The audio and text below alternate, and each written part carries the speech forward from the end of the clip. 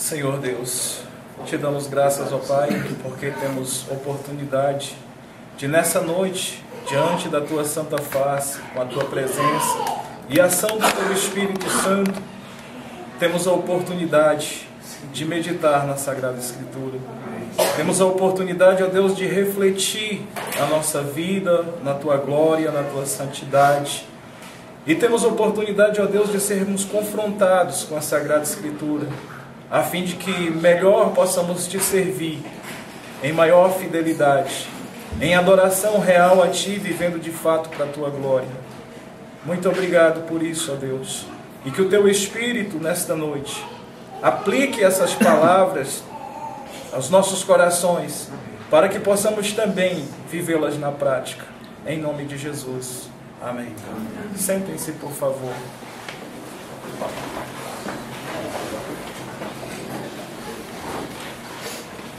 Há mais ou menos uns 8 meses, o ano passado, do meio para o fim, o reverendo Ayrton me enviou até São Luís do Maranhão, pela CEBI, a nossa instituição de ensino superior em teologia, para um programa de treinamento cristão que a nossa instituição faz ali, junto a uma comunidade interdenominacional.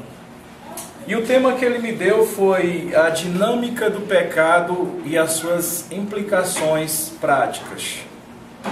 E aí minha família, tomando conhecimento desta viagem, uma sobrinha que eu tenho, bastante inteligente, muito especial, aquela menina, inclusive é membro dessa igreja, mas não está aqui hoje. Ela perguntou: tio, o que o senhor fará nessa cidade? Eu disse: eu vou dar uma palestra teológica, uma jornada teológica de um fim de semana, sucessivas palestras. E ela disse: qual o tema? Eu disse: a dinâmica do pecado e suas implicações práticas. Ela disse: tá aí. Pastor não poderia ter escolhido alguém melhor do que o senhor. Eis aí um especialista na prática. Minha sobrinha, ela disse que eu sou o segundo pai dela. Ok. Mas eu só pude sorrir triste com ela, porque o que ela estava falando não vinha da parte nem da carne, nem do sangue. Meditando nesse salmo, nós começamos a entender algumas coisas nesse quesito. Quando falamos de Davi e imaginamos imediatamente a figura de um garoto com toda a fé que alguém pode ter, desafiando um gigante poderoso e lançando-o em terra, o matando e o derrotando. Imaginamos Davi matando seus 10 milhares. Imaginamos um rei preocupado, querendo construir o templo, uma casa para Deus em Israel, seu zelo religioso com a Arca da Aliança, por exemplo, e uma série de outras qualidades que Davi de fato possuía, coisas dadas por Deus. E como cantamos nessa noite, às vezes até nós queremos ser como ele em alguns aspectos. Mas o que eu acho fantástico na Bíblia, que de fato a diferencia de todos os demais livros da face da terra, principalmente aqueles que são escritos como biografia de alguém ou autobiografia de alguém, as qualidades, as boas características, os bons feitos dessas pessoas são registrados nesses livros de biografia, autobiografia, enfim. Mas nós encontramos na Bíblia Sagrada não tão somente essas qualidades e bons feitos dos personagens da Escritura, nós encontramos também os registros dos seus erros. E o que é mais fantástico, o registro espetacular e fiel dos seus atos de pecados. Vocês já pararam para observar isso? Subentende-se que Davi escreveu esse salmo. E esse salmo, uma oração de arrependimento, de confissão de pecados. Alguém tem dividido esse salmo em duas partes, sendo que essa primeira parte, onde se constituiu a nossa leitura nesta noite, seria o reino do pecado, e a segunda parte do Salmo seria o reino da graça. Mas vamos experimentar com esse homem agora alguns aspectos dessa confissão, fazendo a aplicação prática, entendendo as implicações disso no nosso próprio ser, no nosso comportamento, nos nossos relacionamentos, e em especial no nosso relacionamento com Deus. E eu conheço pessoas que odeiam Davi, não suportam Davi. Num programa recente de aconselhamento, a pessoa que eu aconselhava dizia: é uma coisa que eu não entendo na Bíblia. Como um homem com tamanha capacidade negativa e com tal comportamento tão pecaminoso pode ser chamado de um homem segundo o coração de Deus? E eu disse: o que você sabe de Davi? O que eu tenho acompanhado aqui na minissérie da Record. Esqueça tudo que você viu por ali. E se você quiser entender o relacionamento do Davi, você precisa olhar direto na Escritura. E ela ainda perguntou: você está acompanhando, pastor? Eu disse: não, eu acho lá muito sem graça, eu prefiro acompanhar na Escritura, ali sem comentários. Esse homem, face ao seu adultério e assassinato indireto, após a confrontação de Deus pelo profeta a esse comportamento, ele vai confessar o seu pecado a Deus, ou quem sabe assumir a responsabilidade do mesmo diante de Deus, porque esse pecado já havia sido denunciado pelo próprio Deus. Ao longo da carreira pastoral, uma das partes mais difíceis do ministério é receber confissões de pecados e administrar as situações provenientes da prática dos mesmos. Isso é muito difícil.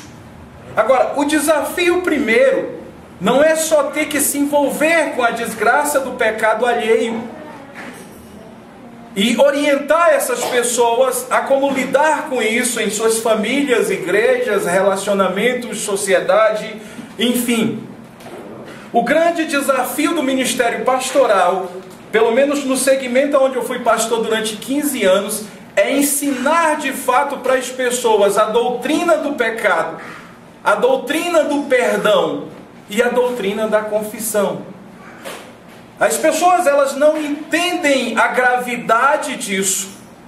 Eles não entendem qual comportamento devem ter diante de tal gravidade.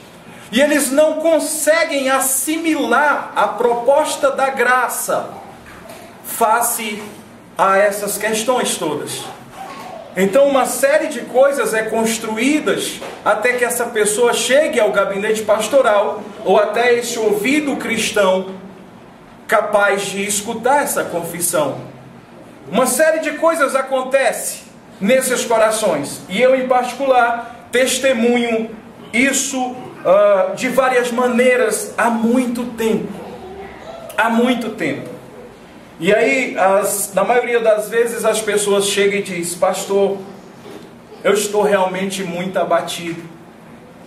E eu vim aqui comunicar para o senhor que eu não vou fazer parte mais da igreja, porque eu pequei.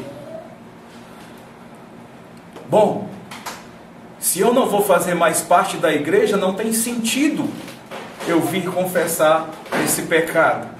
Eu já começo a identificar alguma coisa por aí. Mas aí eles seguem no relato dizendo: sabe como é que é? O próprio Senhor Jesus disse que o espírito de fato está pronto, mas a carne é fraca.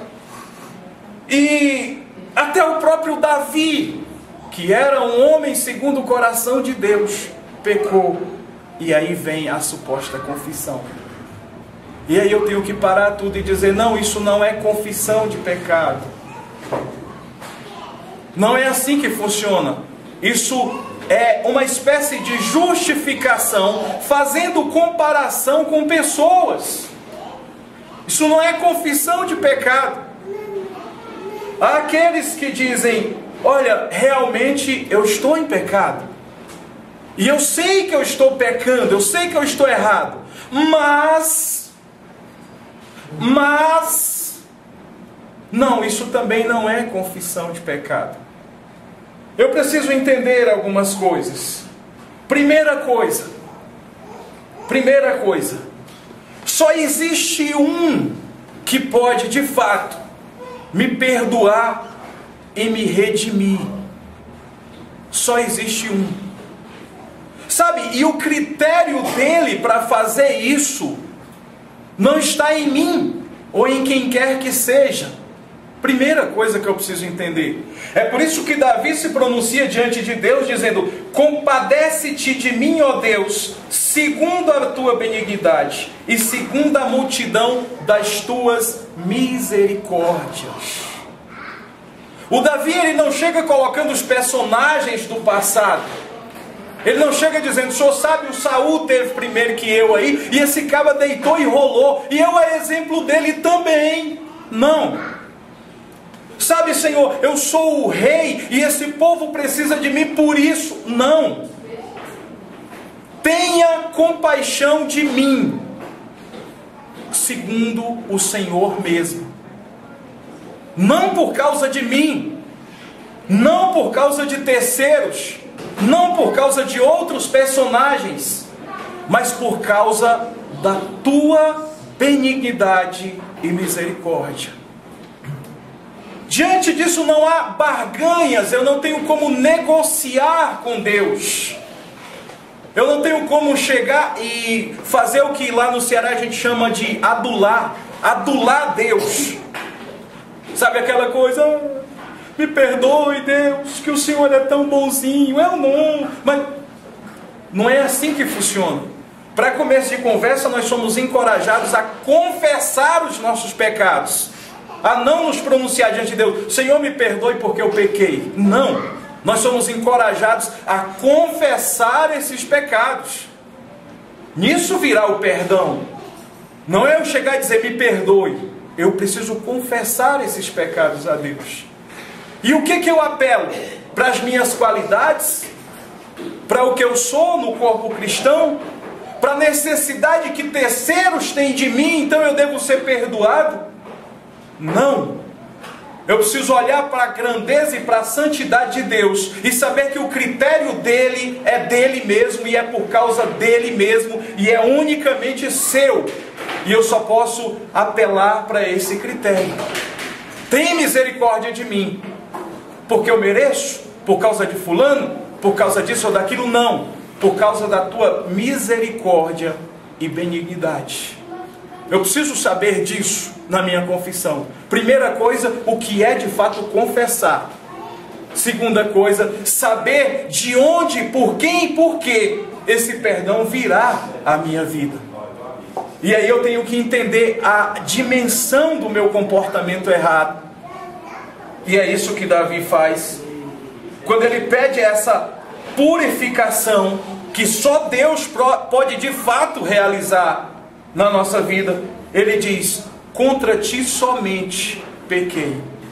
E é uma outra coisa complicada de se entender. Porque embora eu ofenda pessoas, eu fira pessoas com o meu comportamento, o meu pecado, ele de fato é contra Deus. Esse próximo também é merecedor, entre aspas, que eu me reporte a ele, a fim de buscar reconciliação com ele, fazendo também a confissão dos meus erros que lhe envolve. Mas sabe, o meu pecado não é contra o meu irmão. Não absolutamente, ou totalmente, ou simplesmente. O meu pecado é direto contra Deus. Foi a sua santidade que eu feri, foi a sua soberania que eu desafiei, foi contra a sua majestade que eu me rebelei. Então eu preciso saber disso, que todo o meu comportamento pecaminoso é uma afronta direta contra a santidade de Deus. Contra ti eu pequei e fiz o que é mal diante dos teus olhos. Aí vem a parte difícil. Por isso, eu não tenho argumentos. Eu não tenho argumentos. A tua santidade é tão tremenda que se o Senhor quiser me matar por causa disso, é isso que eu mereço. Eu não tenho argumentos. O Senhor é justo no teu juiz. E eu pequei no teu juízo. E eu pequei contra ti. Por isso, o que o Senhor fizer comigo, eu sou merecedor disso e mais do inferno, enquanto pecador. Numa aula de teologia, na manhã, tarde de ontem, eu tentava explicar essa coisa da vitimização aos alunos, porque eles acreditam que, eles confessam que são pecadores e que nasceram pecadores. Eles entendiam isso, supostamente. Mas a segunda parte era mais difícil, porque eles se achavam indignos de sofrerem injustiças nessa terra. Sabe, porque eu não tenho capacidade de matar alguém, então eu não posso ser morto. E eu explicava para eles o seguinte: não existe limites para o pecado, senão o lago de fogo. Todo ser humano nasce com potencial para se tornar um psicopata. Daqueles que chacinam uma família inteira, inclusive crianças, e ficam olhando para esses cadáveres, e quando a justiça vai cobrar isso, ela resume dizendo: o acusado mostra grande frieza e não mostra remorso algum. Joia, eu, enquanto pecador, esse potencial desgraçado está em mim. Eu sou capaz dessas coisas. Não as cometo, porque Deus colocou termos em mim. E sobre tudo isso, Cristo entrou na minha vida e me salvou. Uma simples fechada no trânsito é o suficiente para eu querer trucidar esse outro motorista das mais variadas formas cruéis possíveis. Bom, eu não vou fazer. Graças a Deus controlei a minha raiva. Mas isso é suficiente para eu saber que eu tenho em mim, enquanto pecador, esse potencial. Bom, as outras pessoas podem ter, eu não. Eu não seria capaz de fazer isso. Não, eu sou capaz. A diferença é que eu não faço. E não faço não é por causa de mim mesmo, é porque Deus colocou termos em mim. E sobre tudo isso, como filho de Deus, o Senhor me salvou, e essas coisas eu não farei. Mas há em mim essa capacidade. E aí eu fiz uma coisa no quadro interessante que os deixou chocados, quando eu disse: olha, a minha confissão no sentido de pecado, é o que vocês estão me mostrando aqui, com a de vocês também, é que os outros são esses pecadores desgraçados, que nascem com essa capacidade, e podem até fazer isso, porque são pecadores e nasceram pecadores. Agora, quando se trata de mim, não. Aí comigo é eu mais ou menos. Não é assim. Mas Davi, ele entende isso. E ele disse: sabe Deus, eu não tenho justificativas. A culpa não é de ninguém. Na minha aula eu explicava a capacidade maligna, a destruição maligna que é a vitimização. Eu achar que sou vítima de alguma coisa porque sou justo e não merecia que essas coisas acontecessem comigo, porque eu não sou capaz de fazer com outros, então eu também não sou digno de as receber. E eu dizia: eu mereço absolutamente tudo de ruim que esse mundo pode oferecer, e ainda o inferno. Deus é que com sua misericórdia me salvou. Mas eu já nasço merecendo todas essas coisas. Todo ser humano já nasce assim. A coisa girava em torno disso. Então Davi, na sua confissão, ele diz: em iniquidade fui formado, e em pecado me concebeu a minha mãe. E aí algumas pessoas, nessa suposta confissão, dizem assim: eu não pedi para vir ao mundo. Em outras palavras, eu não tenho culpa de estar aqui fazendo essas coisas. Eu não pedi para que os meus pais me concebessem, me gerassem. Davi diz: isso não é desculpa. Eu já nasci no mundo pecaminoso, gerado por pessoas pecadoras, e eu já nasci pecador. Esse é o meu grande problema. É o que eu preciso entender na minha confissão, que o problema não é o que eu faço, é o que eu sou. Alguém está vendo Davi dizer: sabe, Senhor, eu adulterei, sabe, Senhor, eu assassinei? Não, porque o problema não é a forma que o meu pecado se materializa. O problema não é o que eu faço. O problema é o que eu sou, essencialmente.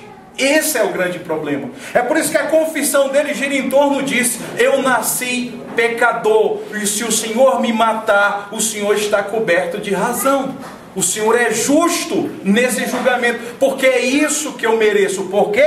Porque eu sou pecador desde que fui gerado. Vocês estão entendendo como eu devo lidar com o pecado? Não há justificativas para mim.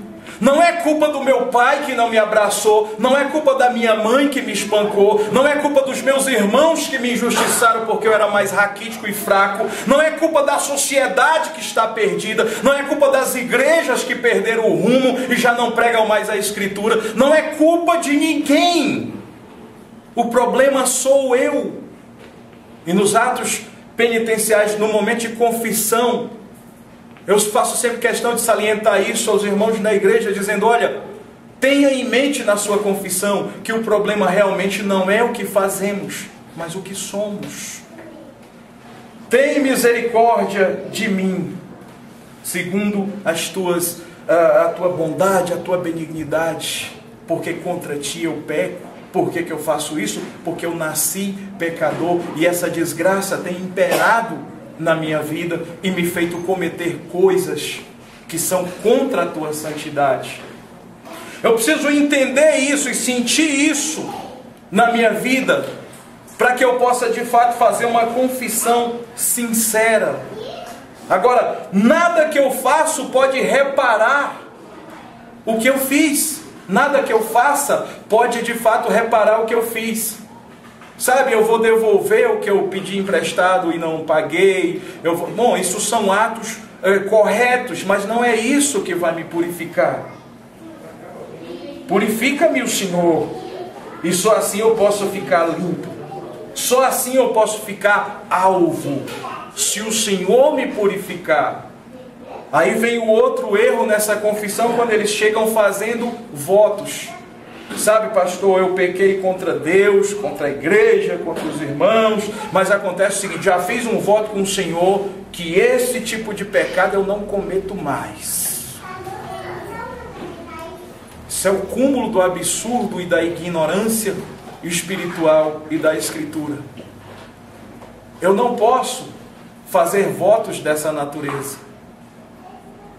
Eu não tenho como cumprir tais votos, eu não posso me purificar disso. Quando a minha sobrinha me fez essa afirmação sobre a minha pessoa, e ela faz com conhecimento de causa, e ela foi testemunha ocular do que, copiando do reverendo Ayrton, eu posso chamar do meu deserto espiritual, do meu fracasso enquanto cristão. E uma coisa eu aprendi, se não me engano, isso é de Santo Agostinho: Cristo só se tornará doce para nós quando o pecado se tornar amargo. Agora, faça eu o que fizer, eu não posso me justificar. Sabe qual foi a minha atitude primeira? Isso parece até louvável. Imediatamente deixar os meus ofícios ministeriais e assumir as responsabilidades dos meus pecados. Sabe qual foi a decisão seguinte? Nunca mais assumirei um púlpito para falar a palavra de Deus, porque tudo que eu preguei, o meu comportamento agora foi contra, e eu já não sou digno de voltar a falar a palavra de Deus. Graças a Deus por a vida daqueles que entendem a Escritura. que pôde me confrontar e dizer: o que está em operação no teu coração não é um arrependimento genuinamente bíblico e cristão, mas é a expressão da soberba do teu coração, aonde você se acha capaz de se auto-purificar. Não é isso que Deus espera numa confissão. Não é isso que Deus espera de um confesso arrependido. Isso é a expressão da soberba do coração. Aquele que sempre repreendeu e confrontou as supostas confissões, que eram meras falsas confissões, agora precisa também ser repreendido dessa maneira para entender a amargura do seu pecado de fato e para poder experimentar a doçura da graça, da misericórdia perdoadora do Senhor Jesus. E aí, experimentando isso, e aqui não tem nada a ver com a heresia de alguns encontros do G12 que diz que eu só posso ser perdoado se eu sentir a dor do meu pecado. Não, estou falando dessas heresias. Eu estou dizendo que eu preciso ter conhecimento de fato, pela Escritura, o que de fato é esse pecado, e o que de fato eu sou enquanto pecador, e quem é Deus e como Ele lida com isso. Sinta a diferença. E só experimentando isso na prática, com essa confrontação direta de Deus pela Escritura, aí podemos de fato chegar a algum ponto. Agora, a pergunta é: como eu tenho lidado com essas situações até aqui? Sabe, Senhor, o Senhor sabe que a carne é fraca, eu até tento, mas não consigo. Não, eu tenho que sentir de fato em meu coração esse arrependimento. Eu tenho que de fato perceber o quão danoso é o meu comportamento. Agora, o que é primordial nisso? Eu tenho que saber que esse comportamento não fere só o terceiro envolvido na questão, ou as pessoas do meu relacionamento, ou a igreja em si, mas é uma afronta direto à santidade de Deus. É uma afronta direto à santidade de Deus.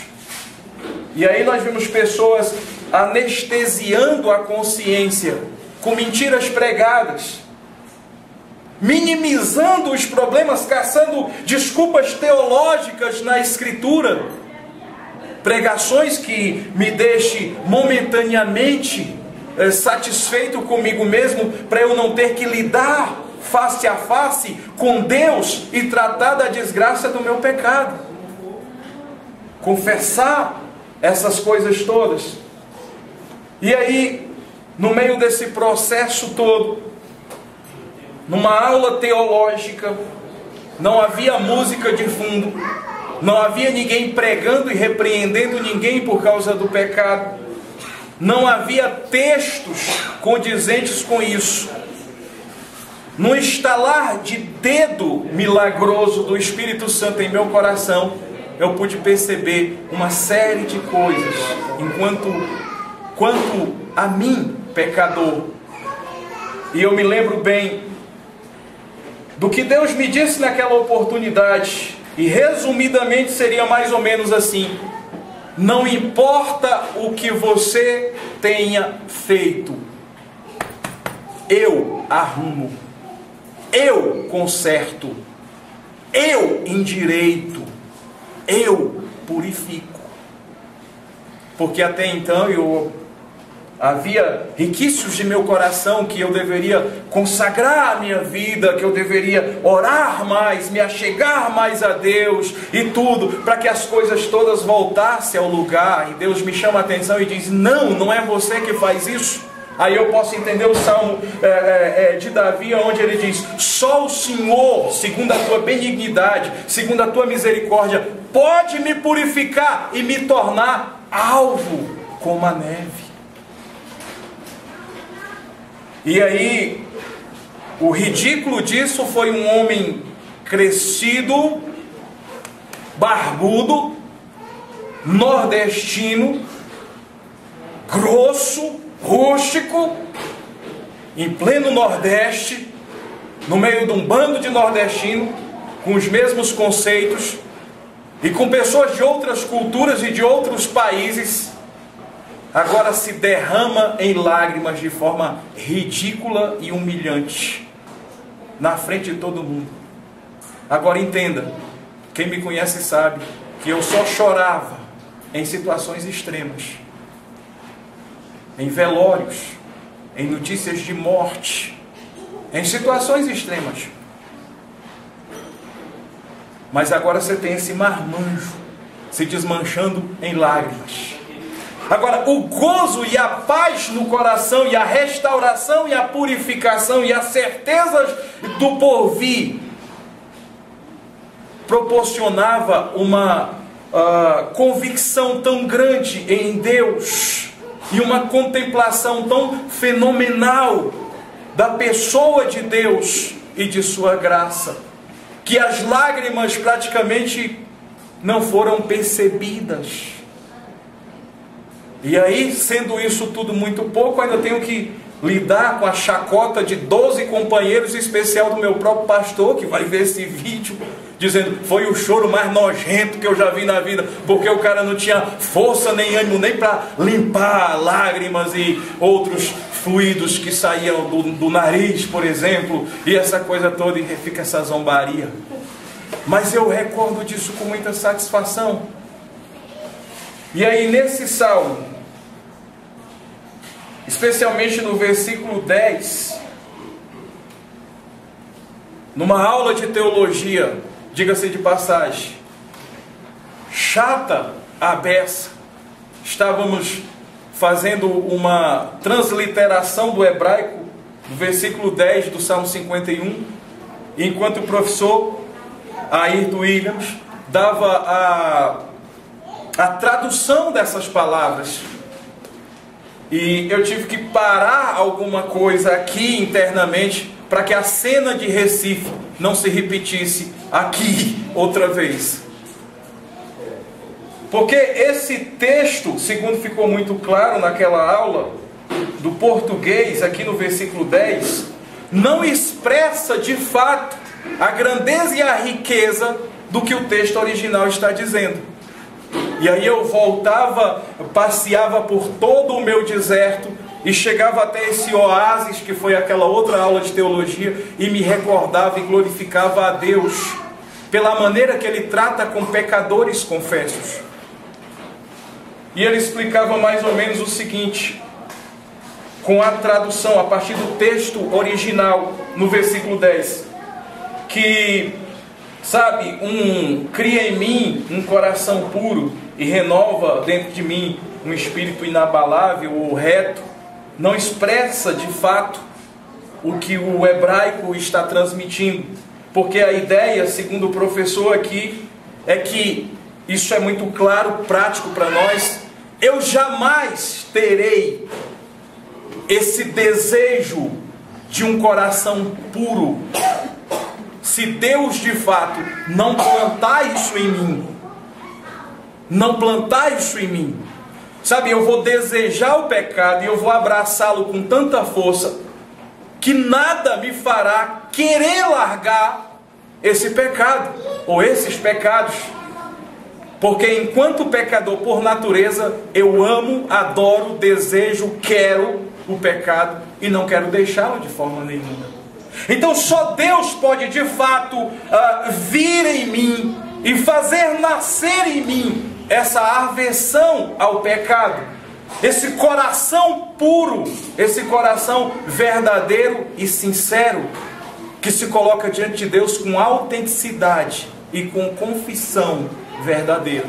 Agora, a parte seguinte é que é a mais comovente. O que Davi está pedindo de fato é que Deus arranque isso de dentro dele e traga para esses relacionamentos, para esse comportamento. Porque no que dependesse de Davi, mesmo face a essa série de desgraças e de coisas ruins que essas desgraças desses pecados trouxeram na vida dele e de toda a nação de Israel e de sua família, enfim, mesmo face a isso tudo, Davi está dizendo mais ou menos o seguinte: eu vou continuar fazendo as mesmas coisas, se o Senhor com a tua própria mão não arrancar de mim, não fizer isso nascer em mim na marra. Porque segundo a tradução que o professor nos dá, e não existe palavras no português equivalente para ser colocado nesse versículo, é que a ideia de um parto na marra. Como que a parteira chegasse, arrancasse essa criança de um ventre na marra. E aí eu pude passear pelo meu deserto e ver de fato a graça, a benignidade, a misericórdia de Deus, que pôde gerar arrependimento em mim e pôde arrancar isso de mim e expressar. Somente Deus pode fazer isso em nós. Não é suficiente simplesmente eu sentir impulsos e reconhecer esses erros. Deus precisa arrancar isso, fazer isso nascer na marra em nós. Agora, Ele só fará isso porque houve essa confissão. Bem, como Deus pode trabalhar isso em nós? Ele trabalha isso em nós cada vez que a palavra de Deus é falada e ela vem confrontar os nossos corações pecaminosos. Bom, essa palavra não é para cá, ou se é, não é para mim, porque esse não é o meu caso. Isso é somar pecado a pecado. Esse é o meu caso. Mas a boa notícia, e eu não vou falar sobre a segunda parte do Salmo, onde nós vemos isso acontecendo na vida de Davi. Mas a boa notícia é que esse é o nosso Deus. E como disse o cântico, como o rei Davi, eu também pecador. Conheço por Cristo, pela ação do Espírito Santo, através da Escritura, o que de fato eu sou e o que de fato Deus é. O que de fato Deus é e o que de fato eu sou. E eu posso, dessa forma milagrosa, me expressar em confissões diante de Deus. Confissões sérias, verdadeiras. Porque aí Deus pode fazer essa criança nascer na marra em mim. E eu possa expressar de fato esse novo nascimento, essa conversão pelos pecados. Conversão, deixando a vida de pecados.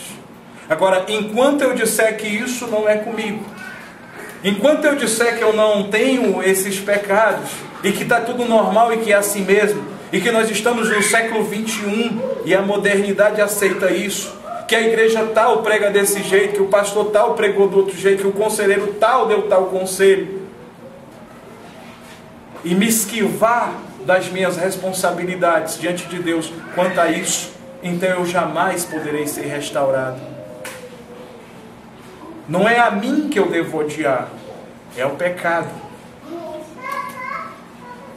E por odiar esse pecado eu posso confessá-lo. E confessar não significa Deus me perdoa porque o Senhor é bonzinho e outros fulanos aí o Senhor perdoou também. Sabe, Senhor, foi o Senhor mesmo que disse que a carne é fraca, então o Senhor sabe, está vendo aqui a minha carne com fraquezas. A coisa não funciona por aí.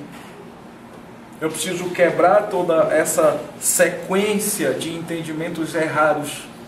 E só faça essa confissão verdadeira, dizendo, sabe, o Senhor pode até me executar, porque eu mereço isso. No texto ele diz, faz ouvir júbilo de alegria, para que exultem os ossos que tu esmagaste.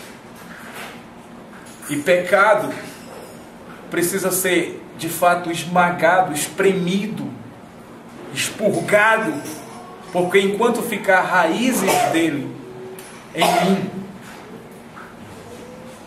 ele estará em constante expressão no meu comportamento e na minha vida. Não adianta eu fazer meia confissão, não adianta eu lidar com o pecado botando panos quentes, não adianta eu lidar com o pecado com meias verdades ou metade de uma verdade. Sabe por quê? Porque o meu problema não é com o humano, o meu problema é com Deus, o meu pecado é direto contra Ele.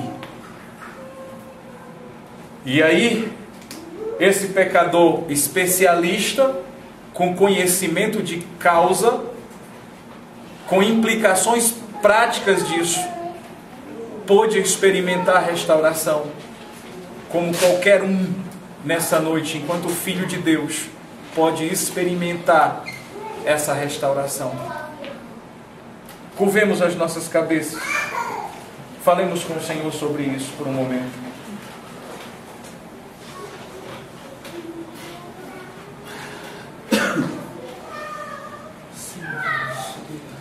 Deus que conhece todas as coisas, o que está no mais escondido do meu coração e da minha vida, como de todos aqui presentes. Não há lugares em que possamos fugir e nos esconder de Ti, Senhor. Não adianta nos autopunir, não adianta tentar nos justificar, não adianta darmos desculpa, não adianta fazermos comparações e citar textos isolados da Escritura. Sabe, Deus, o que nós queremos nesta noite é que o Teu Espírito crie em nós de fato todo esse mecanismo, faça nascer na marra essa restauração, esse comportamento prático de filho de Deus. E para tanto nós confessamos a Ti esses nossos pecados, essas nossas transgressões, a maldade do nosso coração, que não são simplesmente por influências externas, mas tem o seu maior impulso a partir do que nós somos de fato, pecadores por natureza. E não temos justificativa para isso. Não é culpa de ninguém. Embora pecados interpessoais façam parte desse contexto, mas nós não temos direito de afrontar a Ti, usar o nosso próximo como tabela para atingir o Senhor, para desafiar a Tua autoridade, nos rebelando contra a Tua majestade absoluta, contra a Tua soberania, contra a Tua santidade. Tem misericórdia de cada um de nós, ó Deus. E que a Tua palavra continue ecoando em nossos ouvidos.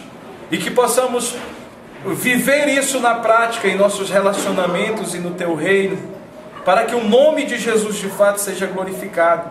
Para que o mundo veja em nós o reflexo do Senhor Jesus. E glorifiquem ao Senhor. Te louvo, ó Deus, porque a Tua Escritura está em nossas mãos e nós temos a oportunidade de entendê-la, e o Teu Espírito pode vivificá-la em nós no sentido prático. Muito obrigado, Senhor. Seja louvado esta noite e adorado, em nome de Jesus. Amém.